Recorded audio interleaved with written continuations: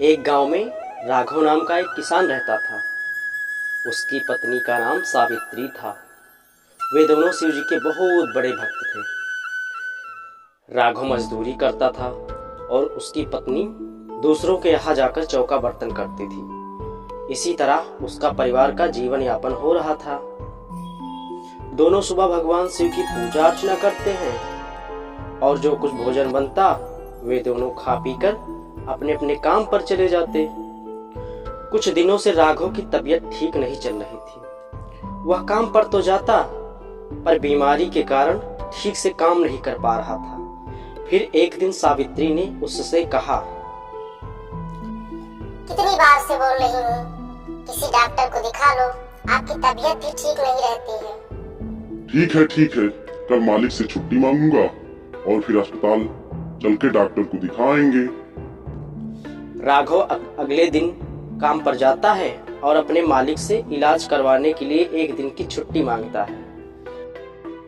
मालिक, मेरी तबीयत ठीक नहीं है, मेरी सांस फूलने लगती है, मुझे डॉक्टर को दिखाना है, कृपया मुझे एक दिन की छुट्टी दे दीजिए। क्या हुआ तुझे?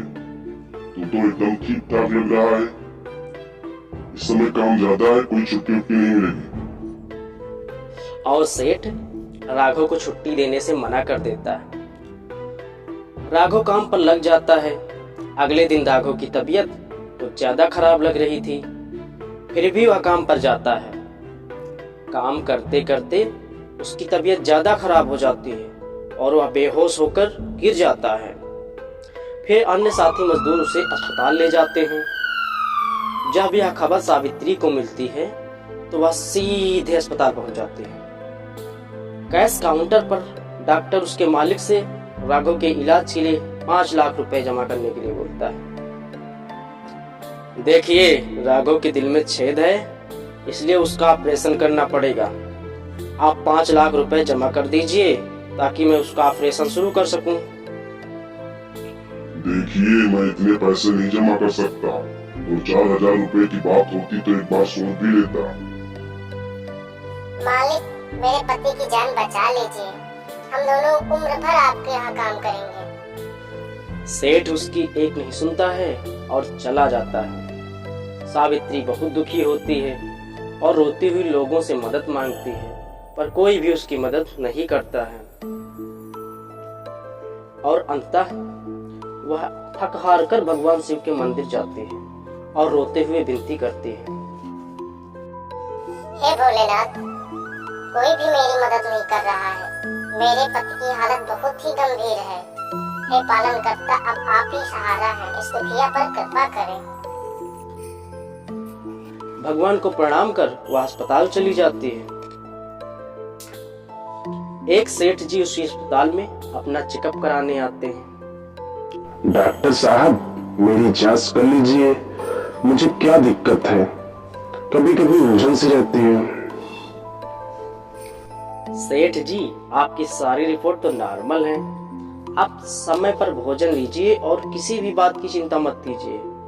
मैं आपको कुछ दवाएं दे रहा हूँ जिससे अच्छा महसूस करेंगे। सेठ जी जैसे चलने लगते हैं तो सावित्री को परेशान देखकर उससे पूछते हैं, तो सावित्री सारी बात बता देती है। सेठ जी अपनी पत्नी से कार से पैसे लाने के लिए बोलते हैं और सेठानी कार से पैसे लाकर सावित्री को पूरे 5 लाख रुपए दे देती है। सावित्री हाथ जोड़कर दोनों का धन्यवाद करती है। आपका बहुत बड़ा एहसान है मुझ पर।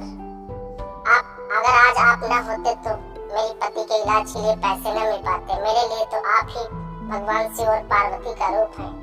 मैं इस एहसान का कर्ज कैसे चुकाऊंगी? अरे, ये तो हमारा कर्तव्य था। फिर भी अगर तुम कुछ करना चाहती हो तो जब तुम्हारा पति ठीक हो जाए तो मुझे इस पते पर मिठाई खिलाने आ जाना। सेठ अपनी जेब से एक कार्ड निकालकर सावित्री को देता है और फिर चला जाता है। इधर राघव का सफलतापूर्वक ऑपरेशन हो जाता है और वह ठीक होकर घर आ जाता है। फिर एक दिन सावित्री अस्पताल वाली सारी बात राघव को बताती है।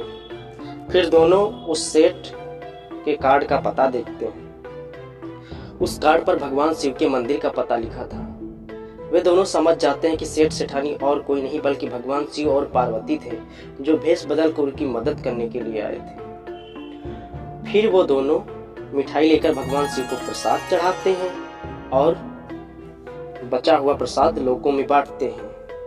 बोलिए हर हर महादेव। ऐसे ही मजेदार वीडियो देखने के लिए हमारे चैनल को अभी सब्सक्राइब करें और बेल आइकॉन का बटन दबाना न भूलें।